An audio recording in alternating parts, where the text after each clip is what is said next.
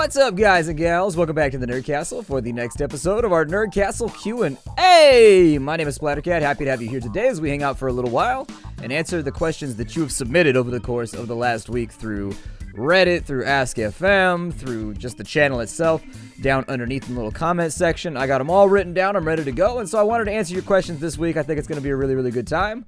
Let's get started. Our first question comes from that guy, Splat. Do you ever think that you might ever do a tabletop game like Shadowrun with your friends on the channel? Doubtful, actually. My real life friends don't tabletop game.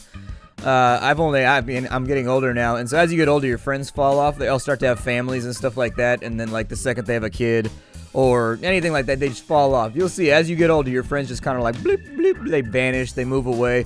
And so by the time you're like 30 or so, there's usually very, very few left. And the few friends I have left are basically my best friends from back in the day. And nobody I know really tabletop games anymore. Tabletop gaming is kind of dead in the area where I live.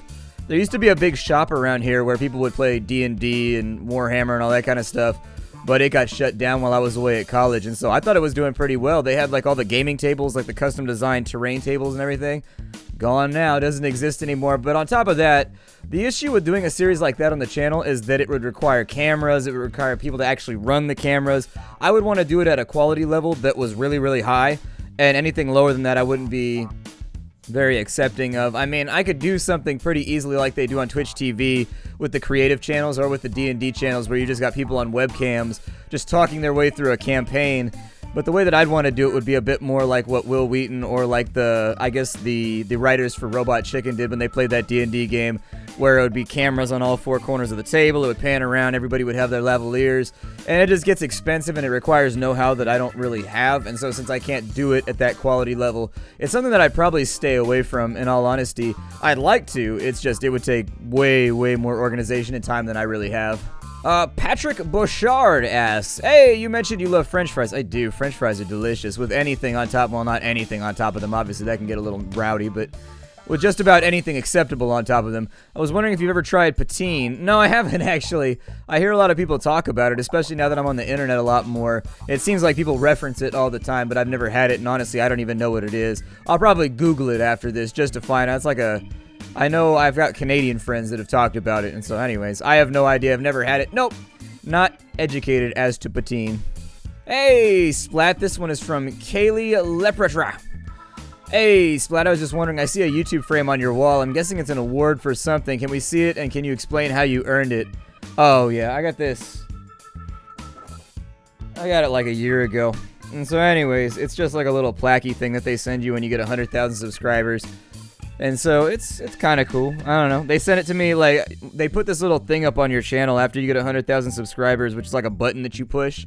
And you'd think they would just send the awards out automatically, but there's like a button that sits over there, and until you click it, they won't send the reward to you. It says claim your reward or something up along the side.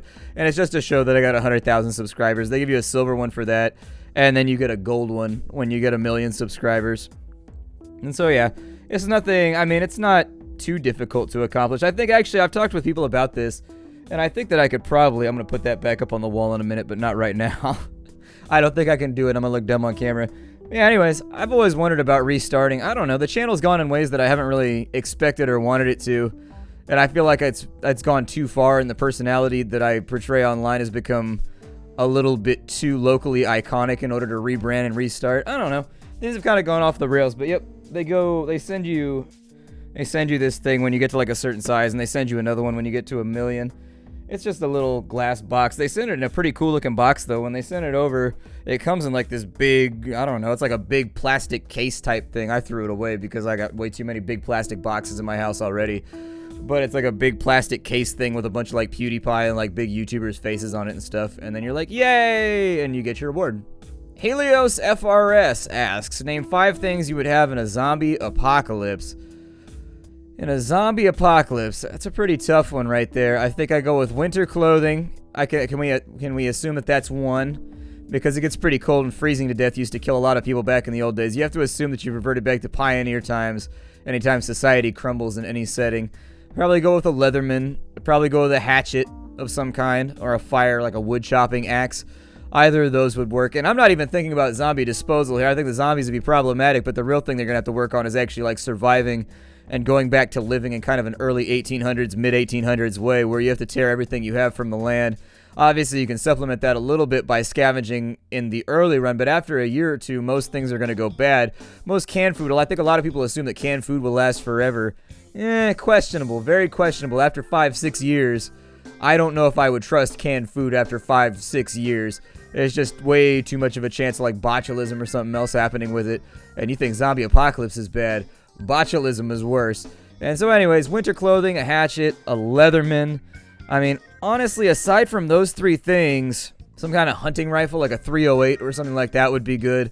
Because there are deer and turkey and like pheasant and things around here that you could hunt. Although I guess, since over half the things that I've listed are birds, I'd probably go with a shotgun. Just so you could use birdshot or something like that to hunt them a little bit more effectively. They got these crazy arrows for turkey hunting that cut the heads off. I don't know if I've ever talked about that on the channel. Anyways, lots of turkeys around here, so everybody turkey hunts.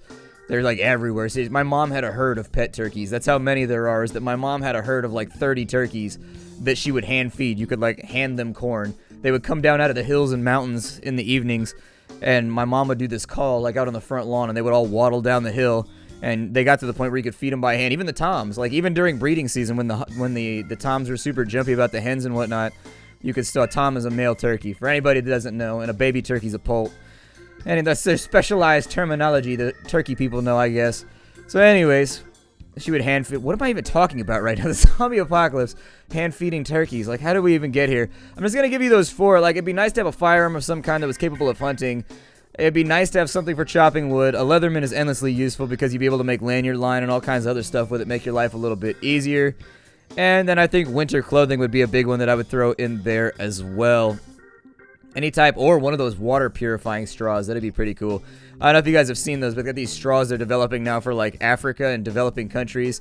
Like, you know, people that are in very, very poverty-stricken areas where they can't get fresh water. There we go. I knew that I could phrase that better.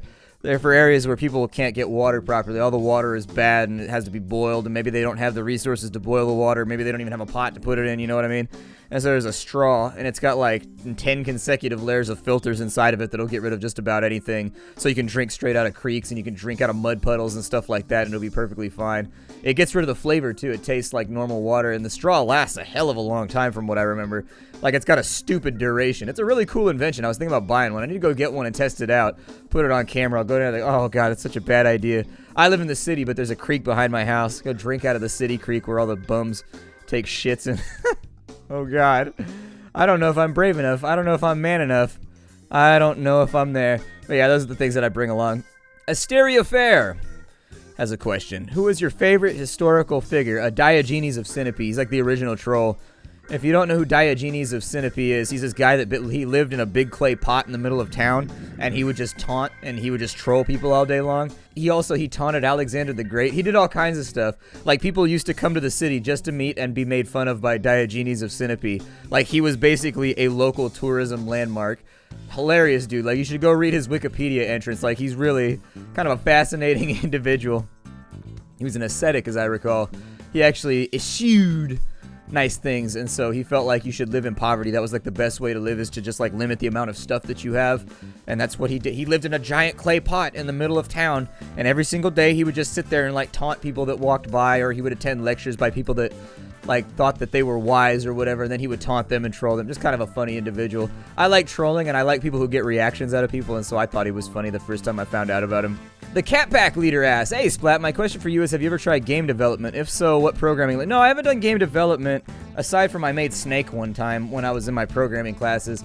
But I was a computer science major before I became a geology major. I washed out of computer science because I ran into just teachers. I felt like the department that I went to for computer science, they taught in a way that I'm incapable of learning. Like, different people have different learning styles. I'm very hands-on. Like, if somebody shows me how to do something the first time, I will know how to do it forever. So you sit me down and you show me step by step what you do in order to get this to happen, and I will like learn it. I will be able to apply it. I'll be able to innovate from that point. But the teaching style in the department that I went to is very sink or swim, where they would kind of give you these assignments and they wouldn't explain how to do them at all. They would just be like, oh, go through your notes from the lecture and just like mash it out. And so you ended up just spending stupid amounts of time banging your head against the wall over stuff that was super simple that they could have just been like, oh, you see that problem right there? That's what happened. And then you would know from then on never to do that again. And so I felt like it was kind of a department that cultivated talent by forcing people to drown and wash out rather than actually teaching or trying to give knowledge. I had a few good teachers, and so I don't want to make it sound like all the teachers there were bad. But in general, I really just did not agree with the teaching style of the department, and it seemed like there was a real focus among all the teachers to purposefully be that way and be like, I'm not going to help you with your problem. Oh, your program's not working? Sucks to be you. Work on it harder. And I'd be like, at a certain point, when you've stared at the same line of code for like 6 hours, you need somebody to come along and be like, your problem is in that region of code right there. Like, you don't have to tell me what the answer is, but your job as a teacher is to try and help me through this so that I can learn. And they just wouldn't. Like, no, you would try and phrase the question in a way to where they would maybe accidentally give up a clue. And they'd be like, that is interesting that you're having that problem. And then they would just walk off. Like, God, it must be so easy to be a teacher in this department because you don't have to teach. You're just like, here's the assignment. I'm going to go sit in the corner. You can bug the TA and maybe they will be merciful. Don't bother me, though, because I probably won't get back to you. And so anyways, I washed out because of that, and I went back into geology because it had more of like a family environment, and I liked that. It was a really small department. And so, programming languages, I messed around with Python, C++, and C#. I know a little bit of like Linux and I know a little bit of Linux command and like Unix and stuff like that, but it's been so long at this point that honestly, I'm just regurgitating names of things. Like if you actually put me to the task, I think the only one that I could actually do anything with is probably C++ and C#. I think I could probably get back into those pretty easily because I did them for 4 or 5 years, but on and off as like a hobby, even before I went to college, I would fiddle around with C++. So anyways, those are the ones that I know. Cody Grows asks, Splat, what do you do before and after recording? Not much, actually. I don't really have like a warm-up or anything like that. I get up in the morning, I eat my breakfast, I have my first Diet Coke so that I can get that nice injection of caffeine into my system. I might like vape once or twice just to get a little nicotine in my system too. I don't know, it helps wake me up. That's how I stay awake for long periods of time. And so anyways, that's usually my warm-up, but after that, I just go. So I'll record an episode, and I'll be like, that's it for me. I'll see y'all next time. Stop recording, and then I hit the record button again. What's up, guys and gals? And I just go straight through for like 3 or 4 hours straight, and I just concatenate it every 30 minutes by stopping and starting back up again, and then I just mash it all together. And that's pretty much it. When I get done at the end of the day, I'll typically sit down and I'll try and what I really hate doing is what I used to do is I'd finish recording, I'd take a couple hour break, and then I would edit for an hour or two, and then I would render for a little bit, and it would cause problems in the middle of my day, and I didn't like how I was working from like 11 o'clock in the morning till like midnight, 1 in the morning every single day. And so now what I try and do is I'll start work at maybe like 11, usually around 3:30 or 4, I'll be about done recording, sometimes a little bit earlier, sometimes a little bit later, depending on how many things go wrong. And then right after I finish recording now, I try to edit and get it all up so that it's rendering for like the rest of the night till like 3 in the morning so that I can keep things condensed. And so I'm trying to organize my work schedule a little bit better nowadays just because my burnout ratio is really, really high right now. I feel like I'm really burning the candle at both ends. Trying to bring the channel back, you know, but that's my general process right there. And so there's not really anything that special that I do, but that's the way that it's structured. JPF Central asks, hey, Splat, I recently moved from England to Australia a few months back, and I'm having a hard time connecting with people here. As you can see that it's a big move. I was just wondering if you had any advice for meeting and connecting with new people, and if so, have you ever been in a situation relatable to this, and what did you do? Well, there's a couple options here. I mean, when I first moved out to college, I'm not a social person. That's what I'm going to start out here. I feel like people ask me a lot of questions about making friends and things like that. But in real life, I don't really have like a booming social life. I have a couple of really, really good friends that I've had since high school or like right after graduating from high school. But in general, I'm not a social butterfly. I tend to keep to my own, and my family's very lonerish like that too. Most of my family members, they have a very small friend group. They do have bigger gatherings, maybe like once a year with like all of their extended friendships and things like that. But in general, I don't know. I think I was raised by people who were very kind of personal and didn't like bring people in on their stuff. And so because my role models growing up for my parents and things like that, they had very, very few friends. I think that I've kind of grown up in that same way where I value like really, really solid, true friendship over like, you know, hang-arounds and people like that. To answer your question more directly, and it'll lead in, I don't have a ton of friends. And so when people ask me how to make friends and things like that, I usually just give the general purpose advice to be personable. But since you're following a big move, I moved out to college about 6 months before I started actually attending classes. I moved out to Santa Rosa way before I actually started going to college there. It was very lonely. I was living by myself. I was in like this empty house with no furniture, just my computer set up in the corner, and I play World of Warcraft all day, and that's where I got my social interaction from.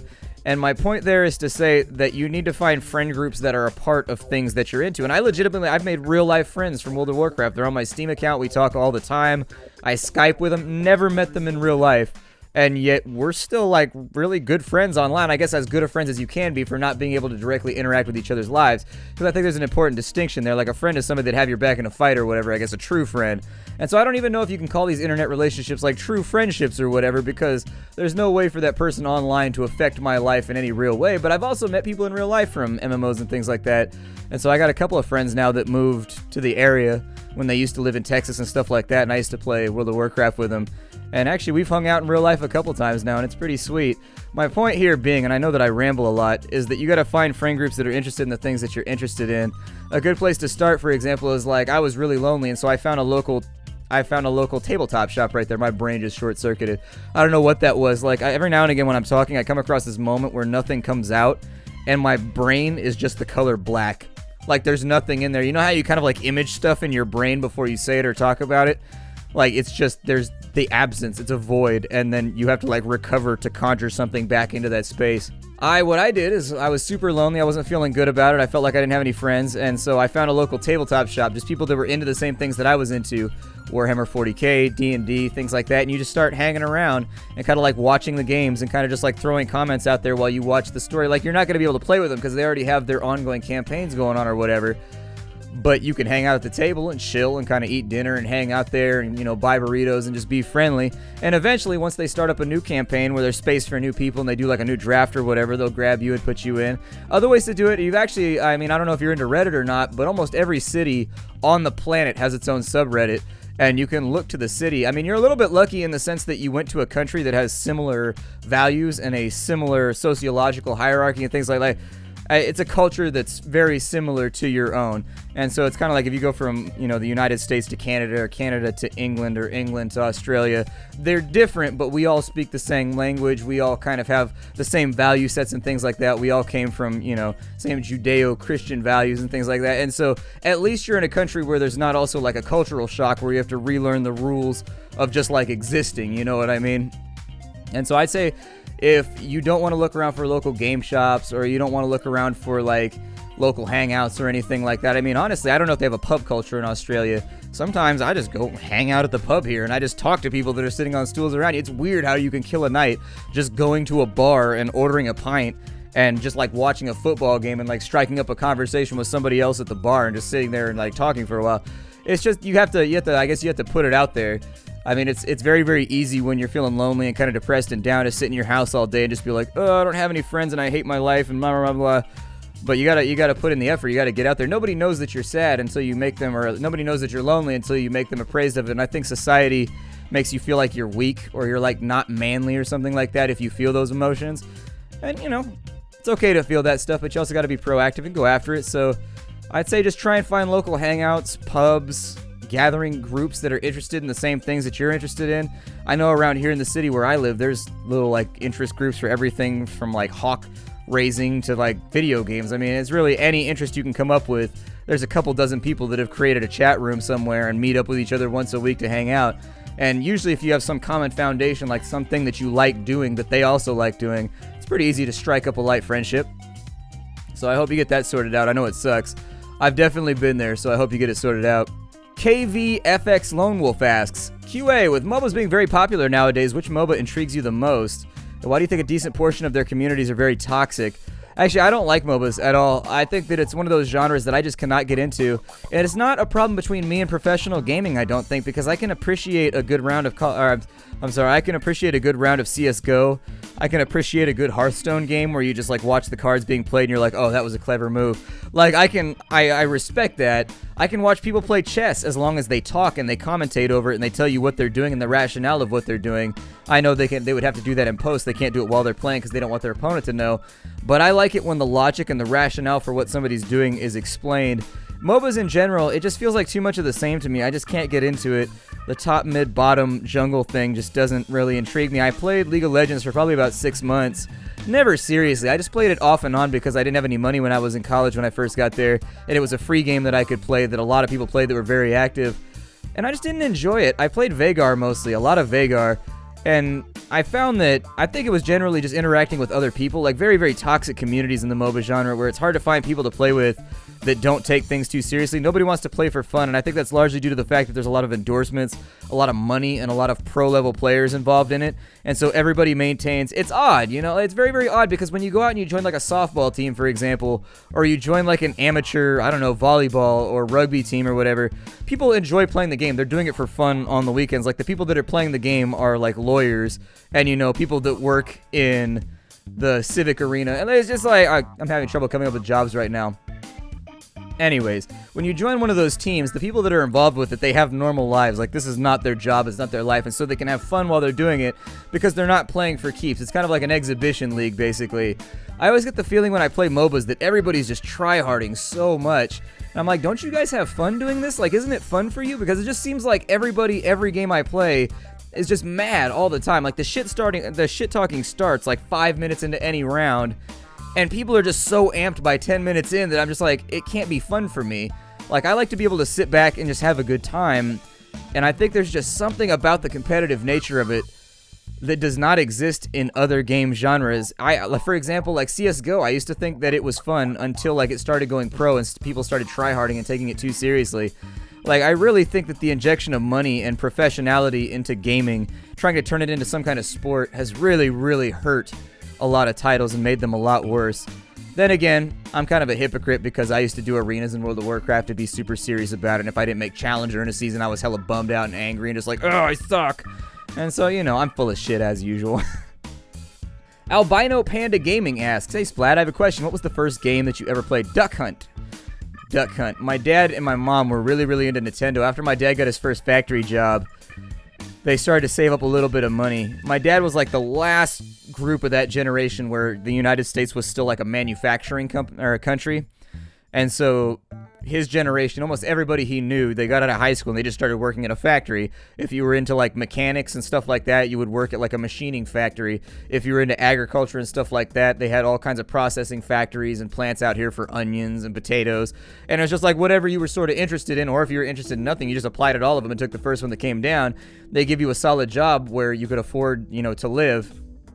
And so anyways, after my dad got his first factory job, he was making enough money. It was a union, I think it was a union, it wasn't sheet metal. I think he was actually a machinist, now that I'm thinking about it. He would help machine parts for, I think, washing machines and dryers, as I recall. I don't remember exactly what he was doing at the time. I mean, I wasn't even born at the time. Not for a couple of years anyways, and so all I know is like hearsay from him. I'm pretty sure he was machining parts that went into washing machines or dryers or something like that for Maytag or something along those lines. So anyways, started to save up a little bit of money, and my dad has always been into video games. When I was a kid, he had all those random like Tiger games. He had like the little football, the Taka football or whatever. I used to play that all the time when I was a kid. Lots and lots of cool stuff, and so he got a Nintendo. And he and my mom would play Duck Hunt till like 2 and 3 in the morning, like non-stop. Also Mario, the first Super Mario Brothers. So anyways, those are the first two games that I ever played, Super Mario Brothers 1 and Duck Hunt. And from there, the one that I have the fondest memories of is Mario Brothers 3. We had the strategy guide, which was weird at the time. Like, it was one of the first games that I remember there being a strategy guide for that would tell you how to do all the flip card puzzles. It had all the solutions for all the flip card puzzles so that you get the power-ups that you wanted. You'd solve it every single time by flipping a tile or two and then matching it up inside the strategy guide. It had big, like, zoomed-out maps of all the tile sets and layouts. I wish I knew where that was. It vanished. Disappeared when I was a kid, and I could never find it again. For example, I still have my first-gen Pokemon strategy guide with the sticker book inside of it. Has none of the stickers missing. Really, really cool stuff. I gave it to my sister, though. I think my sister still has it right now. Anyways, that was the first game I remember playing, but I think Mario Bros. 3 was probably the one that I have the fondest memories of. A number of people asked this question this week. A couple people did, in fact. Tyler Johnson, I think Ryan Delgado, and a couple other people fired this question out here, essentially asking what alignment I tend to lean towards when I play games that are made by BioWare, or just games that have morality systems where you have to weigh your options based on like good and evil type stuff. I tend to play a good character who's super vengeful just because I'm the kind of person that holds a grudge. It's a character flaw, but everybody has their vices. And so anyways, I tend to lead towards Paragon. One of the specific questions is, do you lean towards Paragon or Renegade? Which is weird, because in life, I feel like I make the wrong decisions all the time, and I really feel like a lot of the time that I'm like a spiteful human being. Like, you guys don't get that from me, but like the shit that I think in my head, like on a daily basis, I don't know what's wrong with me sometimes.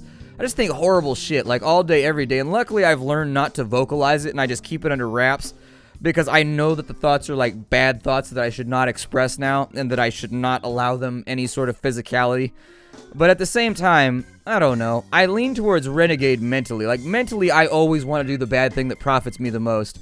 And it's not a problem with my upbringing, because I had good parents and everything. But, like, in my head, it's like I always lean towards the option that benefits me the most. And I'm just like, nah, not my family, I don't care about you. But ultimately, in the way that I behave, I try to behave more Paragon-like, because I think it's better for society. And I think if everybody allowed those base thoughts that you get in your head to actually come out and exist, I think the world would be even worse than it already. It's already pretty bad, but I think it could get a lot worse. I think that it's bad, but it's not as bad as it could be, because most people figure out that you need to put a big concrete wall in right there for those shitty thoughts and never let them, like, vomit out of you. Just, like, keep them in there, just, push them down deep and try, like, acknowledge that they exist. But that's what I really hate, is a lot of people be like, no, I never think terrible things. I'm like, yeah, you do, shut up. Everybody thinks terrible things. I can't be the only person that thinks terrible things all day, every day. Please don't leave me alone like this. I can't. If I'm the only person that thinks that horrible shit all day, every day, I don't know, it makes me feel bad about myself. Like, maybe I shouldn't, I don't know, like there's something wrong with me. Anyways, mentally, I think I lean towards Renegade. Like, I always want to take the Renegade option, but I don't know if it's because I lack the balls to do the Renegade option in real life, or because I'm just naturally too empathetic. I always actually physically go with Paragon options. It's a weird thing. I don't know. The inner dialogue, the inner war is strong. Lucas McLeod asks, my question is, what's the strangest thing or scene that you've ever come across in the bush? I know I've had a few instances that could be dismissed, but others definitely stick out. Yeah, there's a lot of weird stuff that can happen when you're way out in the middle of nowhere. I mean, in general, a lot of the problems that you're going to run into is that there's a lot of, so in the United States, most of the wilderness area is considered federal land, and so what that means is essentially that the government technically owns it. It's like federal reserve land. They're never going to do anything with it. They're never really going to develop it or anything like that. But since nobody owns it, it defaults to the ownership of the government. And there are rules for utilizing government land. And so one of the big things you're going to run out to in the middle of the bush are just like farmers. Like, farmers are really, really rowdy once you get out into the middle of nowhere.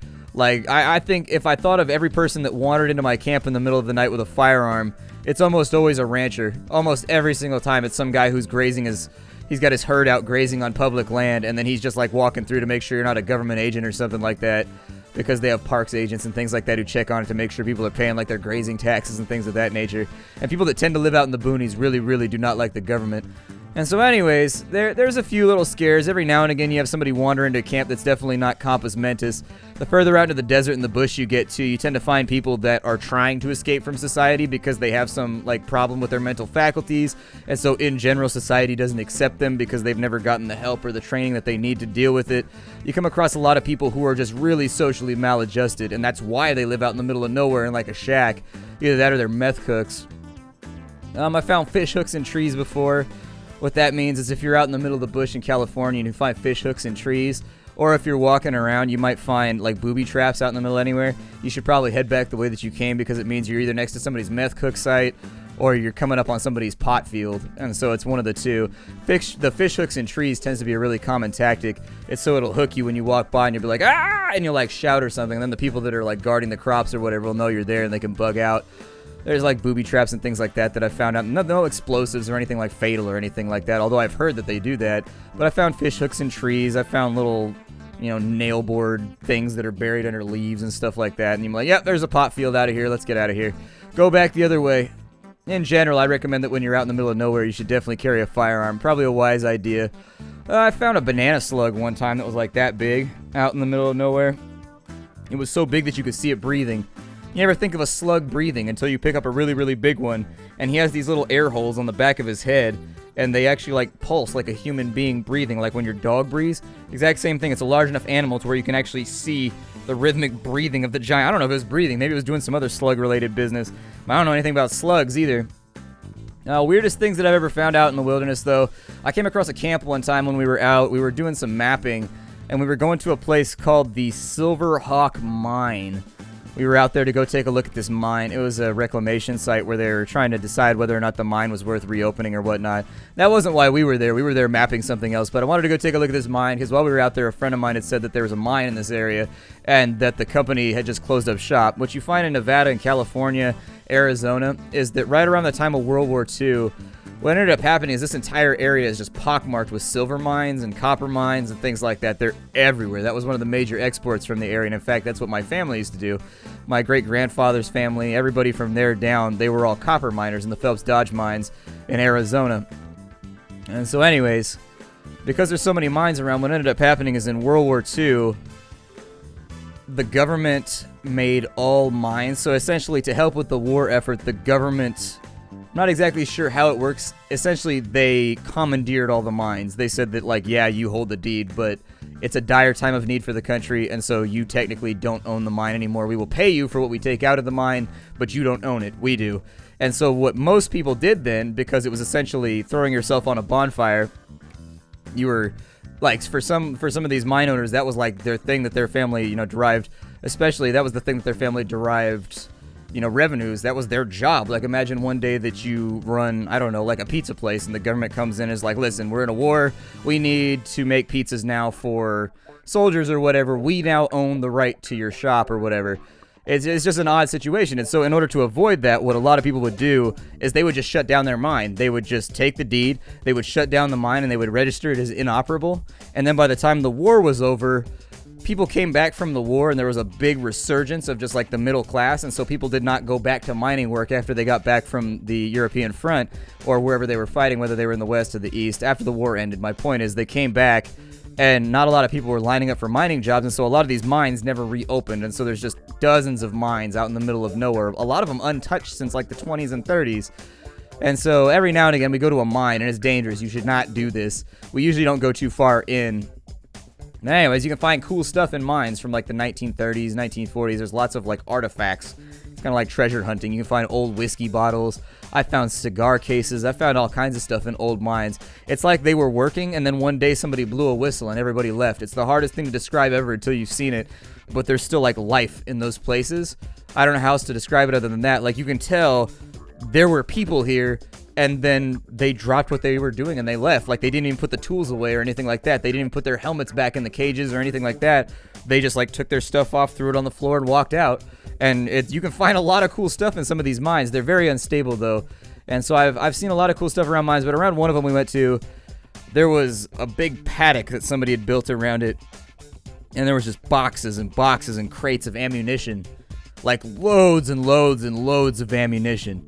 Like more ammunition than any. I'm assuming that somebody was either gun running or just really likes having a huge stockpile of ammunition, because we were out in the middle of nowhere, and we came around a corner and there's this old mine right there, and around the entrance to the mine there's just loads of crates of ammunition of every type and quality and quantity you could ever think of, from shotgun shells to 5.56s, just like so much ammo. And we saw it and we were like, this seems sketch, and we bugged out. But that was one of the weirder things that I've come across. The other one I told on stream is we were at a place called Gold Point, which is essentially this ghost town in the middle. It's an old mine. It's the exact same thing. It was a mining community in the middle of Nevada, and it shut down the exact same way. It's a ghost town now, but there's still things there, including like the gallows and everything else is still there. And so we were going through Gold Point trying to find a place to camp, see if any of the buildings were actually still like structurally okay, so we could pinch tents inside of her, or pitch tents inside of them, and kind of just get out of the wind because it was really windy. And we come around to a campsite that we're trying to decide if we want. It's already got an outhouse dug, which is a big deal. There's this ancient outhouse over here. Probably hasn't been shit in like 100 years. But it's already got an outhouse, which means we don't have to dig a latrine. And it's already starting to get dark, and I don't feel like digging a latrine in the middle of the night. And so we decide we're going to go here. We open up the outhouse, and there's a mannequin hanging from the ceiling by its neck. Kind of creepy. There's a barn off that way, and we go into the barn, and there's a bunch of mannequins all being hanged by their necks and by their feet, just swinging inside this old barn. Somebody was using them for target practice because they were all shot up. But it was a creepy moment. It definitely got a little bit quiet. I'm like, I don't know if I want to sleep here anymore. Cursed Void 11 asks, hey, you like survival games? Have you tried Unturned yet? I have. I've played a little bit of Unturned. I debated doing a series on it for a while, but it was just kind of like the schedules never synced up properly. Like, I was waiting for the game to patch and have like a major release so that there'd be public interest. And while waiting, the game kind of just like wasn't popular anymore. And then it just never lined up right. It just never lined up right, but I have played it. I found it to be an enjoyable game, and the fact that it was made by like a 14 or 15-year-old, God, it's fantastic. Good for him for being proactive. Merlin O'Shea asked, another French fry question. What kind of French fries do you like best? Shoestring, wedge, curly season, crinkle straight. Honestly, I like all of them in their own special way. I like the wedge cuts. I think I like shoestrings. It kind of depends where I'm going, though, too, although I love cheddar fries. Like, they have this thing, there's this restaurant called Mel's, or like Johnny Rockets is like a similar place. It's a sock hop diner. And if you ask, they'll make you cheese fries, which is just they take a giant mountain of French fries, and then they just dump like a bag of cheddar. Like, essentially, it's like they dump a bag of cheddar, and I think, God, I don't even know. It's just a big bag of like Mexican cheese mix on top, and then they melt it for you in like an oven, and it's so good. It's so bad for you, but it's so good. It's the most decadent thing ever. I think that's probably my favorite French fry related product, and I don't get to eat it anymore because I'm trying to watch my weight. I had a big problem with my weight for a long time because I would insist on eating things like that, and so I'm really trying to keep myself under control. I like crisp cut. I like wedge. I mean, there's really never been a fry invented that I will not eat. I like them all. They are all fantastic to me. Rifty asks, hey Splat, how would you fight your doppelganger? I wouldn't. I'm actually a pretty peaceful person. As long as you don't mess with me, I'm not going to mess with you. And so I would fight my doppelganger by ignoring him, and in general, just not antagonizing him. I've got a temper when it comes to retaliating about things, but as long as nobody messes with me, I'm perfectly fine to live and let live. That's the kind of person that I am, and so I just probably wouldn't give him a reason to fight me, and it'd probably be fine. Zach McGonigal asks, do you feel a connection with anybody on YouTube or the people that you talk to during streams? Do you feel as though some of us are your friends because you seem like a really cool guy? I was going to skip this question because this is one of those questions where you could really get yourself into trouble, because I really pride myself on realness and being honest on my channel. I really hate the fake bullshit thing that a lot of YouTubers do where they're like, hey, you're my best friend as long as you keep subscribing. Hey, you gave me money. We're best friends. Like, I really hate that whole thing, so the big problem with this medium for me is that it's one-way glass. I put all these things out there into just like the ether, and you guys get to learn all kinds of cool stuff about me, maybe not so cool stuff about me, stupid stuff about me, but I've come across people a couple times in life now who legitimately know me as a human being. Like, we've been friends our whole lives because they've watched all my videos and they've absorbed me as a friend. And it's very, very weird because it's one-way glass. I don't get that feedback from a lot of people, and when I do, like when I talk to you guys are getting a direct conversation with me right now. Like, I'm talking, I'm looking at the camera, and I'm talking to you guys, and you're getting like this vocal thing going on. Like, I'm talking to you. There's something about being in person, talking to somebody, that helps cultivate relationships, whereas my interaction with people is largely through text on my end. So yes, I think there are frequent people that come into the Twitch streams and things like that I have a fondness for, who have been around for a long time and who legitimately raise funny questions, and I feel like I can have a back and forth with them. Sometimes I wish there was some way, though, that I could really just talk with fans in a way where, so I can talk, but then there would be thousands of people talking back at me at the same time. Like, what I was about to say is it'd be cool if Twitch had a feature where people could talk instead of typing things into chat. It would never work because it would be everybody just shouting for attention and talking over the top of each other. But I think that would help the process out a little bit more from my end, because it's very, very one way. It's very difficult to get to know somebody through text, and yet when you got them face to face like you have me right now, it's so much easier to, grow and culture a friendship or whatever. It's a very, very odd situation, and I think it's unique in that it doesn't exist in a whole lot of other mediums. Like, for actors and whatnot, they go to PR things where they talk with people about their movies, or they go to bookstores like Barnes and Noble, and they'll sit there and sign books, and they'll talk with people, and they'll chit chat back and forth. Maybe the problem is just that I haven't done enough convention time, and I'm trying to go to PAX this year, all the PAXs. I'm trying to go to the one here in California and the one on the East Coast. I don't know how it's going to work out entirely, but I'd really, really, really like to, because I'd like to get more interaction with people. I feel like it's getting closer with Twitch TV, but I want to get rid of that one-way mirror effect. I really sincerely do, because it's such an odd, weird dichotomy to have with people. I don't even know if it counts as a dichotomy. I don't think that's the proper word. It's a weird relationship to have with people where they know so much about me, and yet all I get are these little text snippets from their side. It's a very, very odd thing. I think that's going to be it for us right now. I think that's going to be it for us this week on the Q&A. Thank you for stopping on by. It was fun. I tried to hit everything that I could. Honestly, there were a lot of beefy questions this week. I'll try to get more of them next week. Thank you for leaving them down below. If you don't know, you can support the channel through Patreon. You can also support the channel just by leaving a like on any video. It really, really helps me out. I don't plug that a lot because I hate it when YouTubers at the end of every video are like and subscribe. Like, I don't like that. It feels very kind of car salesman-y to me. But when it comes to the video logs, I figure that's like the one time a week where I'll allow myself a little bit of an opportunity to chill and kind of explain the different things that I have going on.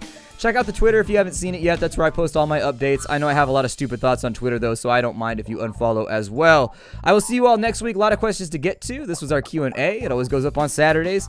I will see you the next time we meet. Bye, everybody.